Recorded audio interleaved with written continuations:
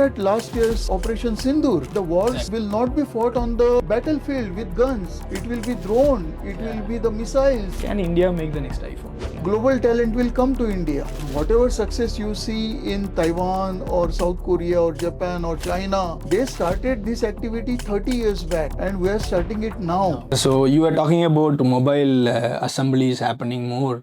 The major driving factor is PLI, and then government has put an import duty on completely assembled units, right? Now, as a value chain, how much it has actually changed? I mean, I'm not saying that we might have been definitely not 100% done yet, but as a value so when chain. you are going to do a kit assembly value, then the average value addition you get is around 10 to 12%. Okay,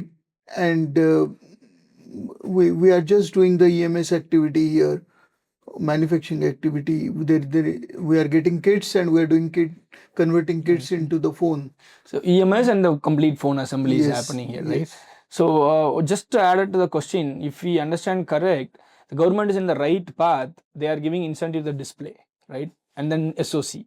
So, and then PCB fabrication. So these are all should come in next couple of years. Absolutely. So in a phase one, we focus on creating manufacturing ecosystem, setting up EMS lines, creating both captive EMS and manufacturing plants as well as EMS plant outsourcing.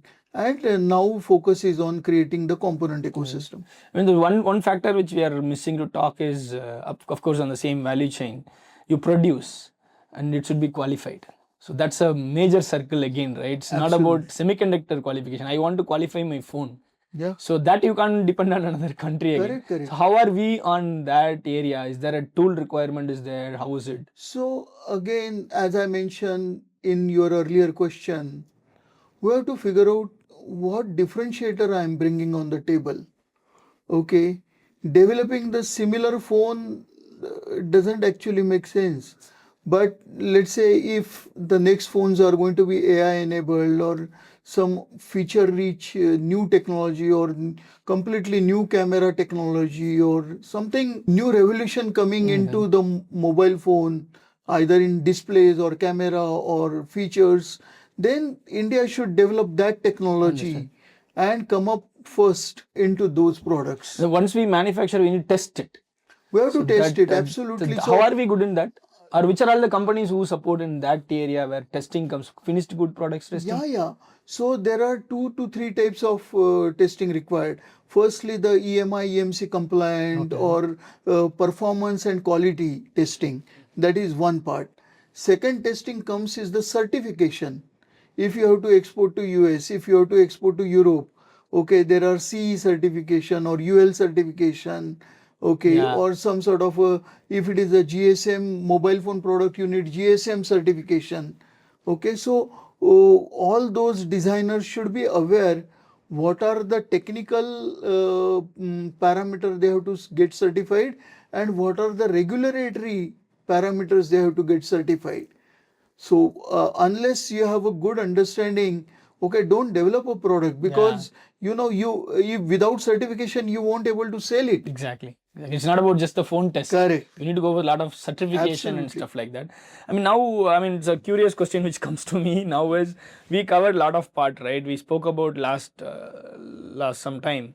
We are talking about semiconductor, there is PLI, there is TLI, there is fabrication which is coming up. There are a lot of passive fabrication fab companies also coming up.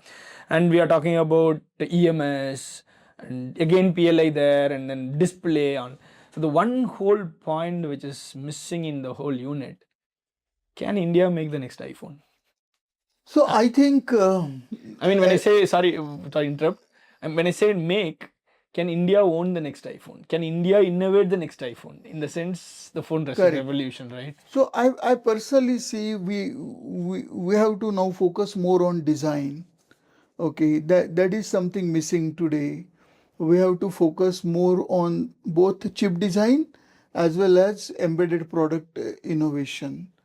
Means we are spending 42,000 crore on mobile phone PLI, or we are spending $10 billion on semiconductor manufacturing, but actually on embedded electronics design, Okay, we don't have any incentive scheme for startups or MSME. Yeah. Okay, so there is a critical need that we should start investing now into product design and chip design. There is a scheme DLI which is helping, but for electronic product design there is no incentive program, and there we need support for our startups. Understood. I mean, just to follow up that question, it's more interesting question also. Uh, like US used to take our top engineers from the country. I think even Sridhar Vembu has recently told in one of the interview that he is calling back all the top guys to come back because the climate is getting better. India is much better for growth.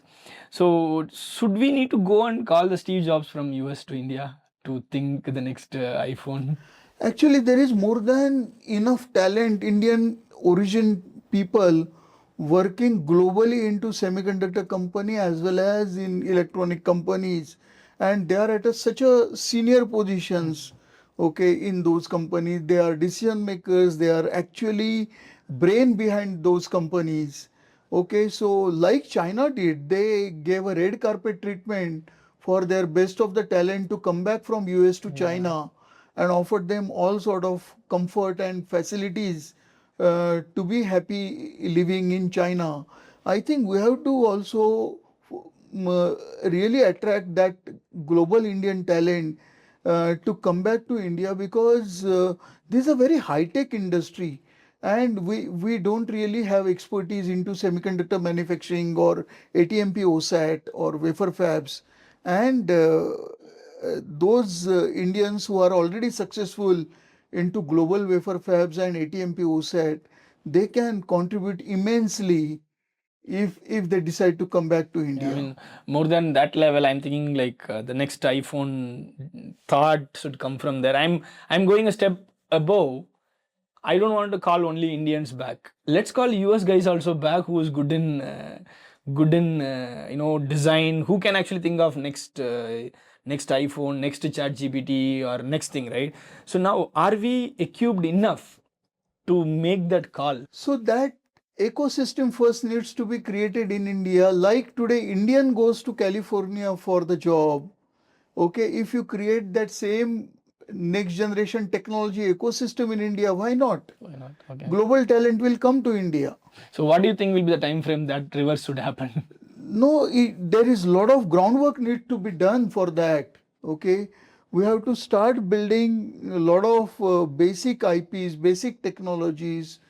Okay, we have to start focusing on not only SOCs or ASICs, but even end to end from chip to systems, electronic products. We have to start doing the innovation of the next generation technology in India. So it's a very long drawn process. Right now, we have taken a first step of fab and ATMP. Okay, whatever success you see in Taiwan or South Korea or Japan or China, they started this activity 30 years back and we are starting it now. So again, there won't be any shortcut. We have to really go through our own process to really develop. To the same point, Sanjay, I mean, if you take China, a global giant on manufacturing, right? So they were. If you take US, a global giant on design and IP, IP. right? So they design anything what required for the country, right? So, I mean, for the world. So where do you feel India should actually fit in? Or why do we need to think of only design and manufacturing? Is there any other bucket which we need to think about? So definitely we have a labor arbitrage. We have still domestic market demand, as I mentioned. So India definitely should focus on electronics manufacturing, which we have done, and we have a fantastic ecosystem for EMS activity now. Now, as I mentioned in last question, we have to focus on design-led manufacturing, because if we continue only doing EMS job, then in long run it is not going to help. Okay, like there is a need for self-reliant in semiconductor for strategic projects. There is a need for self-reliance into strategic products. Look at last year's Operation Sindoor. Okay, the wars Exactly. will not be fought on the battlefield with guns. It will be drone. It will be the missiles. And if you don't have indigenously developed technology of drones and missiles, okay, and if we are depending on some country, and if that country is supporting our opponent, then they can put some bug into that missile or drone. So these are very, very sensitive and critical application. Smart grid. Today, if there is a grid failure, no aircraft can take off. Exactly. Okay. So in telecommunication, in defense electronic, in smart grids, in drones, in missiles, we have to be self-reliant. Yeah. True. And that should be our priority. Yeah. I mean, not only there, I mean, it's very critical, I understand. Even to the connectivity level, when you come IoT stuff and all, it's always because data is actually very, very important. So where your data goes, who takes, these are all very, very important. So now one thing you tell me, G, I mean, from your experience, right? Can you, I mean, whatever immediately comes to your minds, name out the 5 top EMS in the country? So it will be unfair if I don't take some names, but today we have global companies like Foxconn, Flextronic, Jabil, Sanmina SCI. Okay, these are the top global companies who have come to India, and there are so many good Indian companies. I think I can't take 5 names. I have to take 25 names. Okay, of top EMS companies, and they are doing wonderful job. My intention is not to list down on the rank wise. My intention is like if you go back each of those company, I mean, correct me if I'm wrong, they might have started a couple of decades back. They would have, nobody would have been success in 5 years or 10 years. They would have started 10 years, 20 years and 30 years. That's the intensity of product company. And that's the beauty of EMS, Velu, because today you can start EMS activity with one SMT line or two SMT line. And as your business grows, you can scale up that operation to 5, 10, 15, 20. Today there are Indian EMS companies who have more than 30 EMS line. Understood. I mean, whereas ChatGPT is like 5-year-old company and they're becoming top number 1 in the world. I mean, not to discourage manufacturing, there's a difference. Hardware, manufacturing, and software industry, they are completely different games. Yeah, I mean, this actually need to get into the reason I asked is this need to get into the startup or the students who are looking at this. They should not see both are equal game. But as you told, I am, if I am right, the more time you take, the more time the competition also will take. The more time you will take to fail also. It is not going, listed EMS can't fail so easily. Whereas a ChatGPT like company go to EM, I mean, I'm not saying they're going to fail, but another ChatGPT come very easily. I think we all heard ChatGPT came, 4 weeks DeepSeek came. No, forget about that. DeepSeek from China came, right?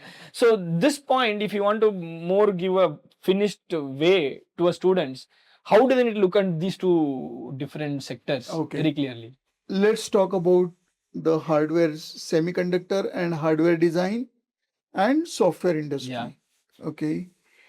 You require a lot of patience when you're developing a silicon. Okay. It takes to do any good VLSI, SoC or ASIC or ASSP, it takes minimum 2 years time. Okay. And then to develop a electronics board around that silicon takes another 1 year time.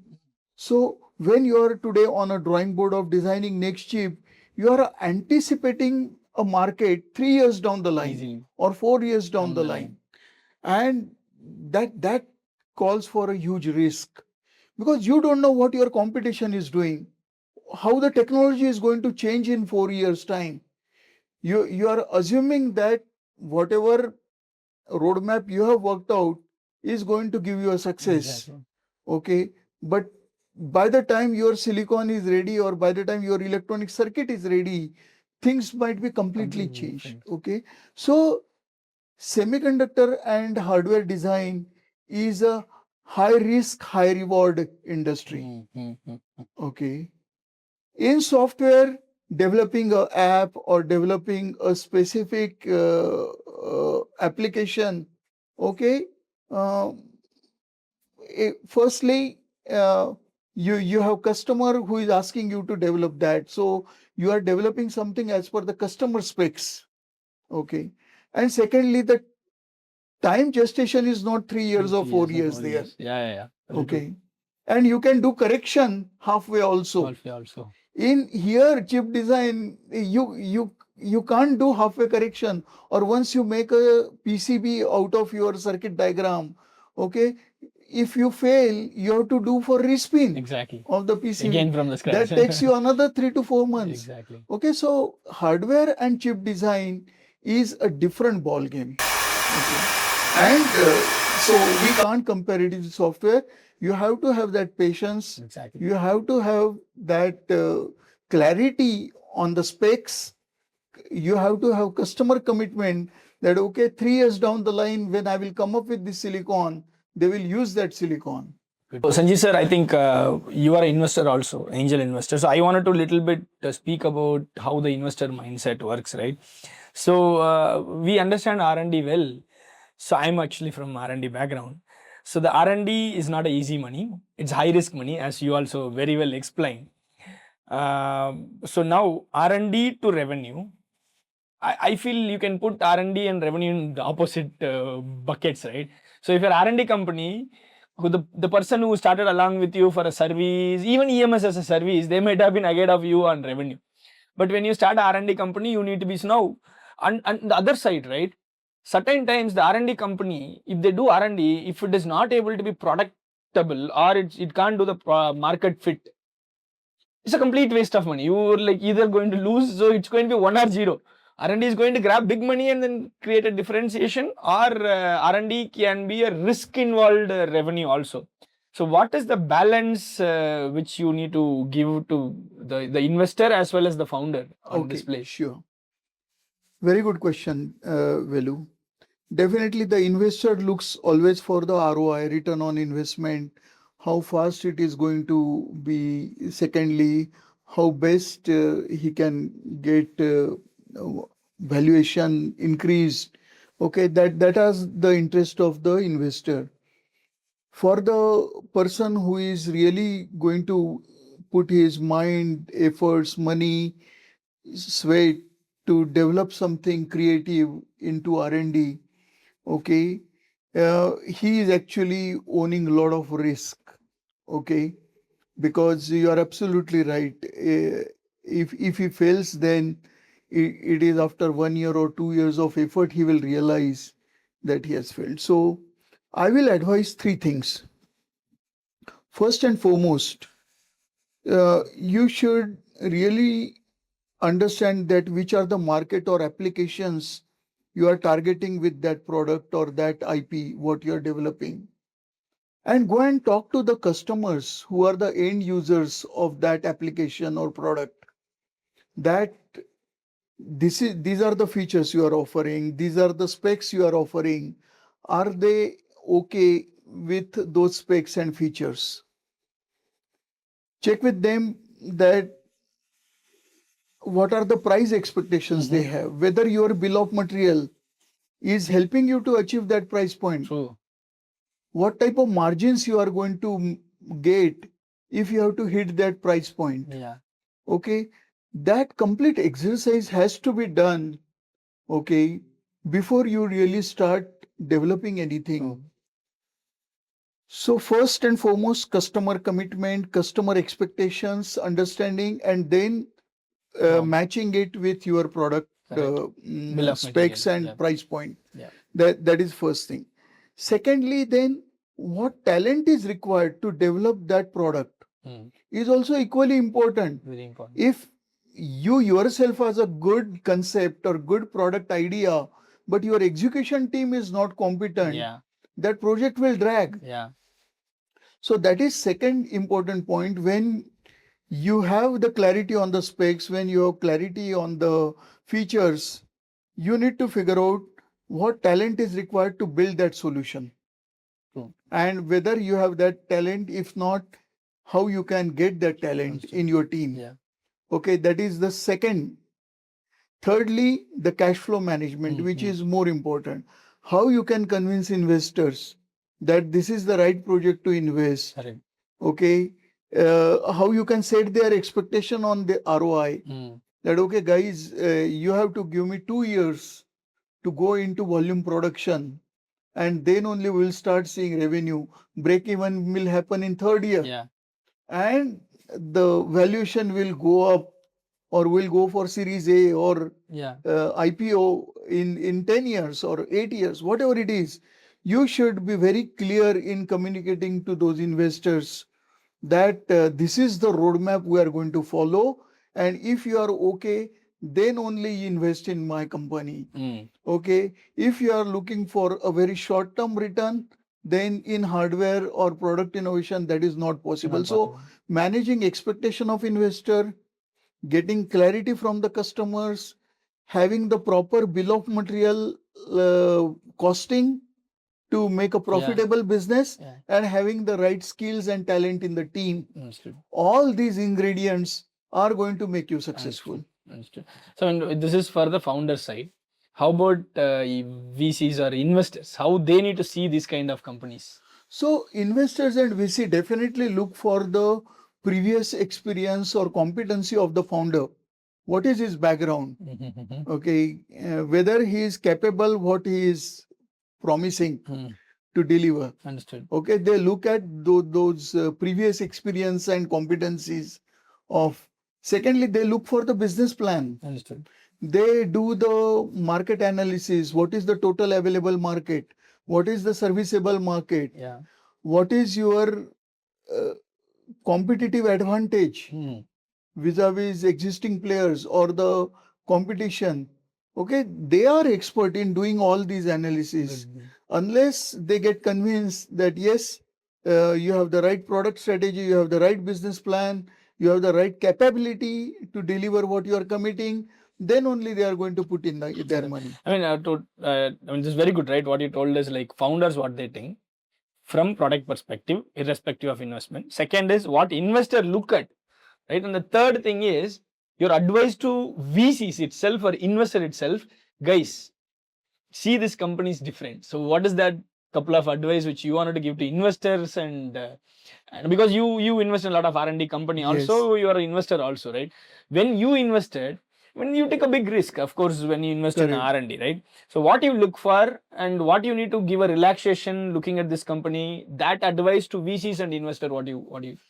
Okay, so again, I look at the same three things: that what is the background of this founder, his capabilities, his experience. Okay, then what solution or product he is trying to develop, what market potential that product or solution has. Okay, and again, I never support a me too product idea. Understand. Which is only on the merit of lower price. Understand. Okay, I always look for the creativity or the innovation or the differentiator, what that founder is bringing into developing that solution.